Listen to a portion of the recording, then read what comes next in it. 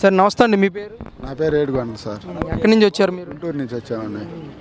ఏంటండి అసలు ఏ సమస్య మీద ప్రజా దర్బార్కి వచ్చారు? గుంటూరు మున్సిపాలిటీలో సబ్ కాంట్రాక్ట్గా చేసిన చల్లా బ్రహ్మారెడ్డి అతను నా చేత వాటర్ తోలిపించుకొని వీధులంట మామూలుగా డివైడర్లు సప్లై వాటర్ చేయించుకొని డబ్బులు ఇవ్వకుండా ఇదిగో ఇస్తాను అదిగో ఇస్తాను అని చెప్పి కాలం గడిపించి 8 లక్షలు ఇచ్చాడు. ఇంకా 25 లక్షల దాకా రావాల్సింది ఉంది. నేనెవరు నీ చేతనేం చేసుకొని చెప్పాడు. అధికారులు ఏం చెప్తున్నారు మరి? అధికారులకు తెలియపరచగా ఇదిగో చేపిస్తాం అదిగో చేపిస్తాం అన్నారు, కానీ ఇంతవరకు ఏం స్పందించలేదు. నేను తిరుగుతానే ఉన్నాను. ఇంతవరకు జరిగింది.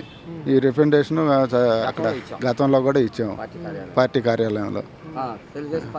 అతను నువ్వేం చేతన ఏం చేసుకో, నీ ఇది చేస్తానని బెదిరింపులకు పాల్పడుతున్నారు. దాదాపు 24 లక్షలు దాకా ఇవ్వాలి. నేను 8 లక్షలు ఇచ్చాడు. 30 లక్షలు చిల్లర రావాలి, 8 లక్షలు వాడకానికి ఇచ్చాడు. ఇంకా 24 లక్షలు రావాల్సినవి ఉంది, వివరాలుగా ఉంది. లోకేష్ గారికి ఈ సమస్యను తీసుకెళ్తే పరిష్కారం అవుతుందని భావిస్తున్నారా? లోకేష్ గారికి సమస్యను చెప్పి పరిష్కరించుకుందామని చెప్పుకుందామని వచ్చామండి. మీ పేరు? సాంబశివరావు బండ్ల. ఏంటి ప్రజా దర్బార్ రావడానికి కారణం ఏంటి? నేను ప్రజా సమస్యల మీద పోరాడే వ్యక్తిని. జగన్మోహన్ రెడ్డికి ప్రజా సమస్యల దృష్టికి తీసుకెళ్దామని కరకట్టుకొస్తే పోలీసులు తరిమి కొట్టారు. ఏంది ప్రజావేదికను కూల్చాడని నాకు చాలా బాధ వేసి వస్తే ఆ ప్రాంతంలోనే ఉంటారు. కానీ ఇలా సిఆర్డీఏ ఏడే కొనసాగాలని చెప్పి రిప్రజెంటేషన్ ఇస్తే ఆనందపడ్డారు ఆఫీసులో ఆనాడు. కనుక ఇప్పుడు స్వేచ్ఛా జీవితం, స్వచ్ఛ భారత్ స్వేచ్ఛా జీవితం అన్నాడు చంద్రబాబు. స్వేచ్ఛగా బతకండి అని నినాదంతో ముందుకు వచ్చాడు. రాష్ట్రాన్ని అభివృద్ధి పదంలో తీసుకెళ్ళేది చంద్రబాబు గారేనో. ఏంది ఇప్పుడు రోడ్లు డ్రైన్లు పంచాయతీలకి ఎన్నడూ లేదు. మొన్న ఆగస్టు 15 వస్తుందంటే మేజర్కి 20,000, మైనర్కి 10,000 కాడికి కేటాయించాడు. చాలా ఆనందకరం, చాలా గర్వించాల్సింది. ఎప్పుడు చరిత్రలో లేనిది అలాట్మెంట్ చేశాడంటే చాలా గొప్పతనం. ఇది పొగడతలు కాదు, అభివృద్ధికి బాటలు చేసే చంద్రబాబు గారేను. జగన్ రెడ్డి టైంలో ఒక్క మంత్రిని కలవచ్చా? స్వామి గారు రైతుల పాదయాత్రలో అమరావతి రైతుల కష్టాలను దేవుడు బాధలు చెప్పుకోవటానికి పోతే ఎంటర్ కానీ శాంతి భద్రతలు కాపాడలేనన్నాడు సీనియర్ ఐపీఎస్ ఆఫీసర్. అది సహజమా? అది న్యాయమా? ఢిల్లీలో పోస్టింగ్ తీసుకునేటప్పుడు వాగ్దానం చేశాడు ప్రజలకు సమన్యాయంగా పరిపాలిస్తారని. ఆ మాట అనలేనప్పుడు నేను ఆ రోజు కూడా చెప్పేవారికి రిజైన్ అయినా చేయండి, శాంతి భద్రతలు కాపాడలేరు అంటారు, కానీ రిజైన్ అయ్యి ట్రాన్స్ఫర్ చేయించుకోండి, ప్రజలు మెచ్చుకుంటారన్న. అది మన ఇటీవల వారు రిజైన్ చేశారు. నేను ఆనందిస్తున్నా దానికి. అది చేయాల్సింది ఎప్పుడంటే వారు అప్పుడే చేస్తే ఇంకా జనం చాలా మెచ్చుకునేవారు. కనుక ఇప్పుడు ప్రజా సమస్య ఇవాళ కూడా శ్మశాన వాటికి లేక బీసీలు మత్స్యకారులు మా పంచాయతీ నిమిట్లో కాకుమాన మండలంలో చాలా ఇబ్బంది పడుతున్నారు. రోడ్ సైడ్లు దానకాండలు జరుపుకుంటే అసహనంగా ఉంది.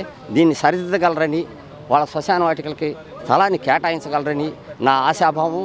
ఎట్టి పరిస్థితుల్లో జరుగుతున్నాయి. అలాగే చిన్నకాకుమాను ఎస్సీలు మరి అప్పాపురం నిమిట్లో గుంటూరు జిల్లాలోని ఆడ బ్రిడ్జి లేక ఎంతోమంది ప్రాణాలు కోల్పోతున్నారు కొమ్మమూరు కెనాల్పై. దీన్ని కూడా సరిదిద్దగలరని ఆశాభావం తెలియజేసుకుంటూ ఈ సమస్యలన్నీ పరిష్కారం చేయాలంటే చంద్రబాబు గారే సాధ్యం అని నిరూపణగా ఈ వినతి పత్రం అందజేయడానికి వచ్చాను. సార్ నమస్తే అండి, మీ పేరు? నా పేరు కందుకు నరసింహారావు అండి. ఏం చేస్తుంటారు సార్? నేను హైకోర్టు అడ్వకేట్ అండి. ఏంటి సార్ ఎలా అనిపిస్తుంది? 60 రోజులు దాటితో ఉంది పాలన వచ్చి. నిర్ణయాలు ఎలా ఉన్నాయంటారు కొత్త ప్రభుత్వం తీసుకున్న నిర్ణయాలంటే నేను మేధర్ సంఘ రాష్ట్ర అధ్యక్షుని కూడాను. విషయంలో ప్రస్తుత ప్రభుత్వం బాగానే ఉందండి. ఈ ఉన్న పెన్షన్లు ఇవ్వడం కానీ, అన్న క్యాంటీన్ చాలా మంచి కార్యక్రమం అది అయితే కనుక. ఫుడ్ కూడా మేము కూడా తిన్నాము, బాగానే ఉంది. మెరిట్ క్వాలిటీ కానీ మెయింటైన్ చేయడం బాగానే ఉంది. అయితే ఇప్పుడు ప్రజెంట్ కూటమి ప్రభుత్వం కూడా మంచిగా అదే ఏమంటారు దీన్ని ప్రజా దర్బార్లో ఈ తీసుకోవడం బాగానే ఉంది. కాకపోతే కొద్దిగా వచ్చిన వాళ్ళకి కొద్దిగా సౌకర్యార్థంగా చూడండి దయచేసి. వచ్చిన వాళ్ళు దూర ప్రాంతాల నుంచి వస్తున్నారని చెప్పి చాలామంది ఇబ్బంది పడుతున్నారు. వాళ్ళకి వచ్చిన వాళ్ళు నైట్ ఉండే స్టే చేయడానికి మంచినీళ్ళు ఇవ్వడానికి కానీ, బాత్రూమ్స్ లాంటి స్టే చేయడానికి ఏదైనా ఏర్పాటు చేస్తే ఇంకా బాగుంటుంది. అంటే ఇలా సక్సెస్ అయినాయి అంటారు ప్రజా దర్బార్లో? సమస్యలు పరిష్కారం అవుతున్నాయి అంటారు? పరిష్కారం అవుతున్నాయంటే అర్జీలు తీసుకుంటున్నారు. వాళ్ళ అభిప్రాయం కూడా బాగానే ఉంది ఇప్పుడు అంటున్నారు. కాబట్టి మేము మా కుర్రోడికి జాబ్ కోసం వచ్చాము. నేను కూడా అంటే త్వరలో అర్జీ వస్తున్నాను, త్వరలో ఇవ్వాలి నేను. అదేంటంటే మా మేదర సంఘ రాష్ట్ర అధ్యక్షుడిగా నేను వెదురు గురించి ఒక ఇండస్ట్రియల్ డెవలప్మెంట్ ప్లాన్ చేశాము. దాన్ని గురించి కూడా అర్జీ ఇచ్చి రేపు ప్రపంచ ఎదురు దినోత్సవం ఒకటి ప్లాన్ చేస్తున్నామండి. సెప్టెంబర్ 18వ తారీఖున మాది ప్రపంచ ఎదురు దినోత్సవం ఉంది. దీన్ని ప్రభుత్వం తరఫున కనుక చేస్తే బాగుంటుందనే అభిప్రాయంలో ఉన్నాను. త్వరలో అది కూడా కలిసి నారా లోకేష్ గారికి, చంద్రబాబు నాయుడు గారికి, పవన్ కళ్యాణ్ కూడా కలిసి మీడియా తరఫున నేను కోరుతున్నాం సార్. దయచేసి ఇది కనుక మాకు సపోర్ట్గా చేస్తే బాగుంటుంది. నా ఫోన్ నెంబర్ కూడా చెప్తాను, 9849582821 అండి. ఈ ప్రభుత్వం దృష్టి తీసుకెళ్ళి కొద్దిగా మా ప్రభుత్వం తరఫున మాకు కనుక ఈ ప్రపంచ ఎదురు దినోత్సవం జరిగేలా చేస్తే ఇంకా సంతోషం. ఎందుకంటే ఇతర రాష్ట్రాల్లో ఎదురు గురించి 99% అస్సాము, జార్ఖండ్ రాష్ట్రాల్లో ఎదురు గురించి బాగా డెవలప్మెంట్ ఉందండి.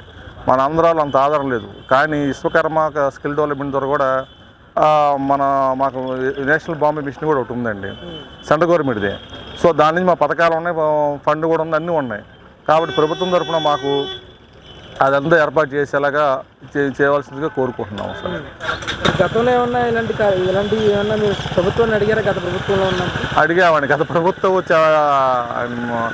సజ్జల రామకృష్ణారెడ్డి గారికి కూడా 1500 కోట్ల భారీ ప్రాజెక్ట్ వరకు ఇచ్చామండి. వాళ్ళు చేస్తామని అన్నారే కానీ వాళ్ళు చేయలా, పెట్టి సావాలా. అందుట్లో మా స్కిల్ డెవలప్మెంట్లో కూడా మాకు ఇచ్చిందంటే జీరోనండి. మరి ఈ నిధులు ఆడిపోయినా కూడా తెలీదు. సెంట్రల్ గవర్నమెంట్ ఫండే ఇచ్చింది, 1500 కోట్లు బడ్జెట్ పెట్టింది మోడీ గారి ప్రభుత్వంలోనే. మరి ఆ ప్రభుత్వం ఇచ్చిన 1500 కోట్లు ఏమైనాయో తెలియదు. మరి స్కిల్ డెవలప్మెంట్లో మాకు ఏదో చేసామని చెప్పేసి అన్నారు. అసలు ఆ డబ్బులు ఏమైనా తెలియదు. అసలు ఇంచులో మాకు అభివృద్ధి అయితే మా మేదర కులస్తులే కదండి, హస్తగతమైందిలేండి. కాబట్టి నేను ఆల్రెడీ జగన్మోహన్ రెడ్డి గారి మీద ఈ నిమిత్తం కూడా జగన్మోహన్ రెడ్డి మీద సిఐ డిపార్ట్మెంట్ కేసు కూడా పెట్టాను. ఆ తర్వాత వదిలేశానండి. మన ఎందుకు వేస్ట్ అని చెప్పేసి వదిలేయడం జరిగింది. కాకపోతే అండి ఈ గత ప్రభుత్వం నుంచి మాకు ఎటువంటి ఫండ్ కానీ ఎటువంటి ఆదరణ ఏం లేదు. ఈ ప్రభుత్వం వారు కానీ దయచేసి మాకు ఈ అవకాశం మాకు ఈ ప్రభుత్వం తరఫున మాకు ఇప్పించవలసిన కోరుకుంటున్నాం సార్. మేము పందిటివారిపాలెం పిడుగురాళ్ళ మండలం పల్నాడు జిల్లా నుంచి వచ్చాము. మా చిన్న పాప కంటికి దెబ్బ తగిలితేను సార్ వాళ్ళకు జైలీప్ హాస్పిటల్ ఖర్చులు భరాయిస్తామని చెప్పారు, అందుకని వచ్చాము మేము. ఓకే, చాలా సంతోషం. కలిసాను సార్, సర్జరీ పెడతా ఉన్నారు.